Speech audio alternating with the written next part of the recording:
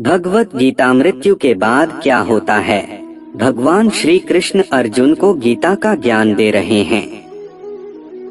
अर्जुन पूछता है, हे त्रिलोकीनाथ, आप आवागम अर्थात पुनर्जन्म के बारे में कह रहे हैं। इस संबंध में मेरा ज्ञान पूर्ण नहीं है।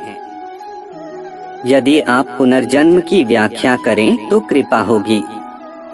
कृष्ण बताते हैं, इस सृष्टि के प्राणियों को मृत्यु के पश्चात अपने अपने कर्मों के अनुसार पहले तो उन्हें परलोक में जाकर कुछ समय बिताना होता है, जहां वो पिछले जन्मों में किए हुए पुण्य कर्मों अथवा पाप कर्म का फल भोगते हैं। फिर जब उनके पुण्यों और पापों के अनुसार सुख दुख को भोगने का हिसाब खत्म हो जाता है, तब वो इस मृत्युलोक में फिर से जन्म लेते हैं। इस मृत्युलोक को कर्मलोक भी कहा जाता है, क्योंकि इसी लोक में प्राणी को वो कर्म करने का अधिकार है जिससे उसकी प्रारब्ध बनती है। अर्जुन पूछते हैं, हे केशव, हमारी धरती को मृत्युलोक क्यों कहा जाता है।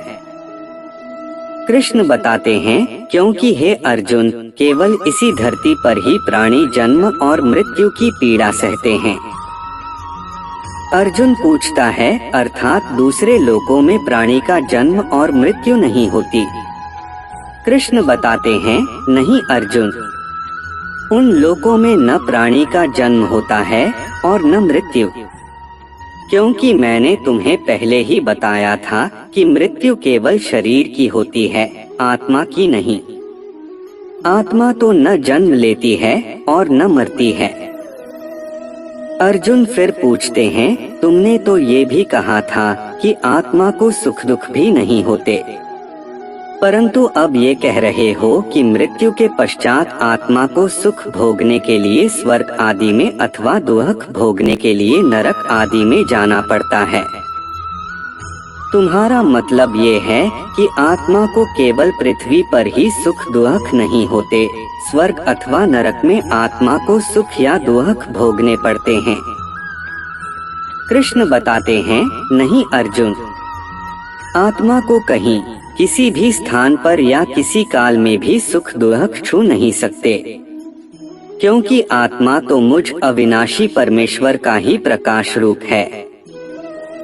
हे अर्जुन, मैं माया के अधीन नहीं, बल्कि माया मेरे अधीन है और सुख दुख तो माया की रचना है। इसलिए जब माया मुझे अपने घेरे में नहीं ले सकती तो माया के रचे हुए सुख और दुख मुझे कैसे छू सकते हैं।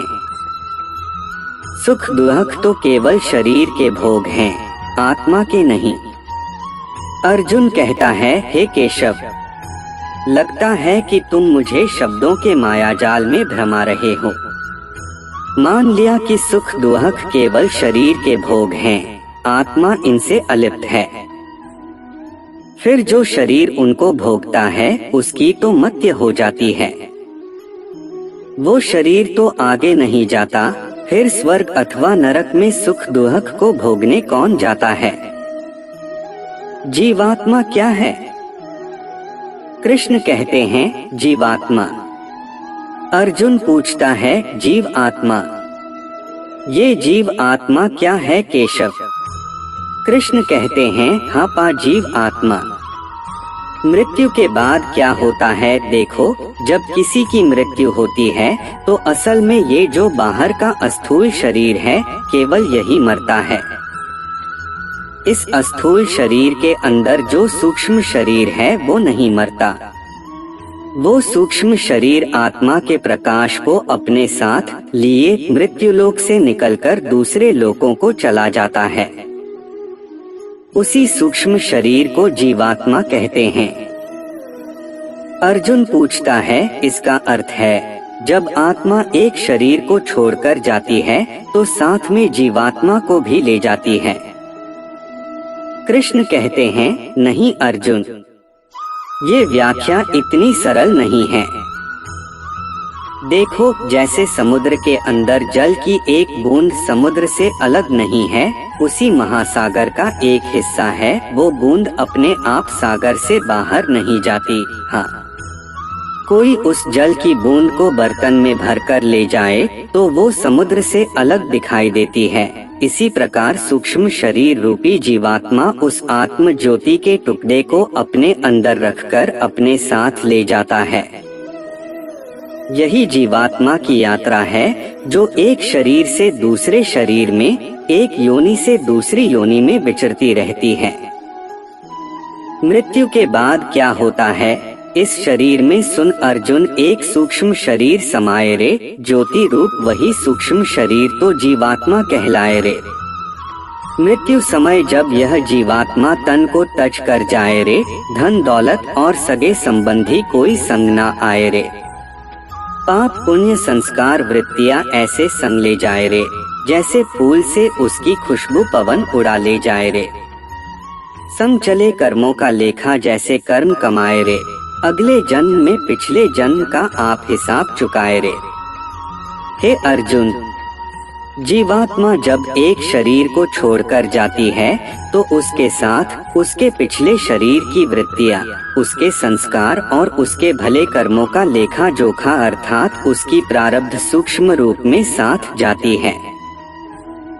हे अर्जुन, मृत्यु के बाद क्या होता है? जब जीवात्मा एक शरीर को छोड़कर जाती है तो उसके साथ उसके पिछले शरीर की वृत्तियां, उसके संस्कार और उसके भले कर्मों का लेखा जोखा अर्थात उसकी प्रारब्ध सूक्ष्म रूप में साथ जाती है। अर्जुन, मृत्यु के बाद क्या होता है?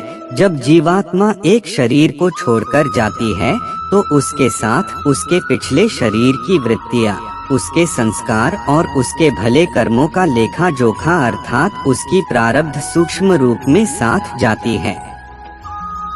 अर्जुन पूछते हैं, हे मधुसूदन, मृत्यु के बाद क्या होता है? मनुष्य शरीर त्यागने के बाद जीवात्मा कहाँ जाता है? कृष्ण कहते हैं, मानव शरीर त्यागने के बाद मनुष्य को अपने प्रारब्ध अनुसार अपने पापों और पुण्यों को भोगना पड़ता है।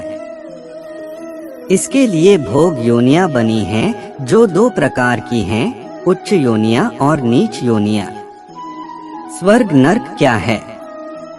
श्रीमद् भागवत गीता, एक पुण्य वाला मनुष्य का जीवात्मा उच्च योनियों में स्वर्ग में रहकर अपने पुण्य भोगता है और पापी मनुष्य का जीवात्मा नीच योनियों में नरक में रहकर अपने पापों को भोगता है। कभी ऐसा भी होता है कि कई प्राणी स्वर्ग नरक का सुख दुहक पृथ्वी लोक पर ही भोग लेते हैं। अर्जुन पूछता है, इसी लोक में? वो कैसे? कृष्ण कहते हैं, इसे तुम यूं समझो अर्जुन की जैसे कोई संपन्न मनुष्य है, महल में रहता है, उसकी सेवा के लिए दास दासियां हर समय खड़ी है, उसका एक इकलौता जवान बेटा है जिसे वो संसार में सबसे अधिक प्रेम करता है और अपने आप को संसार का सबसे भाग्यशाली मनुष्य समझता है। परंतु एक दिन उसका जवान बेटा किसी दुर्घटना में मारा जाता है। दुखों का पहाड़ उस पर टूट पड़ता है। संसार की हर वस्तु उसके पास होने के बावजूद भी वो दुखी ही रहता है और मरते दम तक अपने पुत्र की मृत्यु की पीड़ा से मुक्त नहीं होता। तो पुत्र के जवान होने तक उस मनुष्य ने जो सुख भोगे हैं वो स्वर्ग के सुखों की भांति थे और पुत्र की मृत्यु के बाद उसने जो दुख भोगे हैं वो नरक के दुखों से बढ़कर थे, जो मनुष्य को इसी तरह इसी संसार में रहकर भी अपने पिछले जन्मों के सुख दुख को भोगना पड़ता है। अर्जुन पूछता है, हे मधुसूदन, अब ये बताओ कि मनुष्य अपने पुण्यों को किन किन योनियों में और कहाँ भोगता है?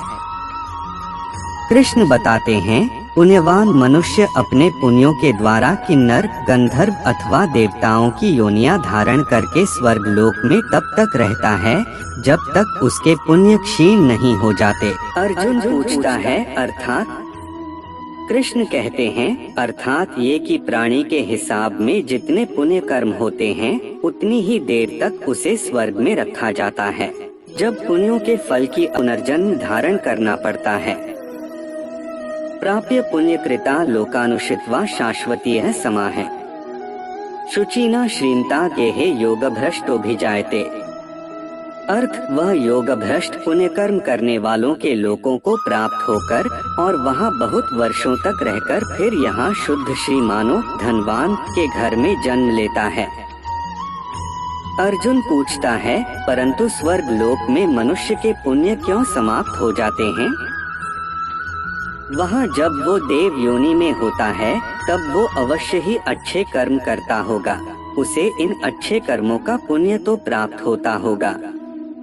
कृष्ण बताते हैं, नहीं अर्जुन, उच्च योनि में देवता बनकर प्राणी जो अच्छे कर्म करता है या नीच योनि में जाकर प्राणी जो क्रूर कर्म करता है, उन कर्मों का उसे कोई फल नहीं मिलता होगा, उसे इन अच्छे कर्मों का पुण्य तो प्राप्त होता होगा। कृष्ण बताते हैं, नहीं अर्जुन, उच्च योनि में देवता बनकर प्राणी जो अच्छे कर्म करता है या नीच योनि में जाकर प्राणी जो क्रूर कर्म करता है, उन कर्मों का उसे कोई फल नहीं मिलता। अर्जुन पूछता है, क्यों? कृष्ण कहते हैं, क्योंकि वो सब भोग योनियां है। वह प्राणी केवल अपने अच्छे बुरे कर्मों का फल भोगता है। इन योनियों में किए हुए कर्मों का पुण्य अथवा पाप उसे नहीं लगता। हे पार्थ, केवल मनुष्य की योनि में ही किए हुए कर्मों का पाप या पुण्य होता है, क्योंकि यही एक कर्म योनि है। पाप पुण्य का लेखा जोखा कैसे होता है? अर्जुन पूछते हैं, इसका अर्थ ये हुआ, यदि कोई पशु किसी की हत्या करे तो उसका पाप उसे नहीं लगेगा, और यदि कोई मनुष्य किसी की अकारण हत्या करे तो पाप लगेगा। परंतु ये अंतर क्यों? कृष्ण कहते हैं, इसलिए कि पृथ्वी लोक में समस्त प्राणियों में केवल मनुष्य ही एक ऐसा प्राणी है जो विवेकशील है, वो अच्छे बुरे की पहचान रखता है। दूसरा कोई भी प्राणी ऐसा नहीं कर सकता। इसलिए यदि सांप किसी मनुष्य को अकारण भी डस ले और वो मर जाए तो सांप को उसकी हत्या का पाप नहीं लगेगा। इसी कारण दूसरे जानवरों की हत्या करता है तो उसे उसका पाप नहीं लगता। या बकरी का उदाहरण लो, बकरी किसी की हत्या नहीं करती, घास फूस खाती है, इस कारण वो पुण्य की भागी नहीं बनती। पाप पुण्य का लेखा जोखा अर्थात प्रारब्ध केवल मनुष्य का बनता है। इसलिए जब मनुष्य अपने पाप और पुण्य भोग लेता है तो उसे फिर मनुष्य की योनि में भेज दिया जाता है। तेतं भुक्त्वा स्वर्गलोकं विशालं क्षीणे पुण्ये मर्त्यलोकं विशन्ति। एवं त्रयी धर्ममनु प्रपन्ना गताक्तं काम कामा लभन्ते। अर्थ, वे उस विशाल स्वर्गलोक के भोगों को भोगकर पुण्य क्षीण होने पर मृत्यु लोक में आ जाते हैं। इस प्रकार तीनों वेदों में कहे हुए सकाम धर्म का आश्रय लिए हुए भोगों की कामना करने वाले मनुष्य आवागमन को प्राप्त होते हैं।